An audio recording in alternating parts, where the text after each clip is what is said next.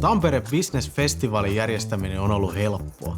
Sanoisinko, että aika rentouttavaa. On ollut jossain semmoisessa zen-tilassa ja valkkailu jotain servettejä.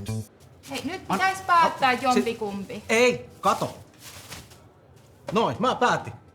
Kävisikö alkupaloiksi musta makkara? Kerta Tampereellakin ollaan. Miksi kaikki aina ehdottaa jotain mustaa makkaraa? Mustaa makkaraa alkupaloiksi. Soita hei kummeliin ton sun vitsis kanssa. Häh? Mitä? Oota nyt. Joo.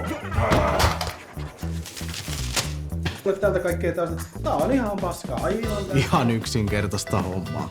Ainakin mulle. Ai niinkö se sano? No totuus on kyllä vähän toisenlainen.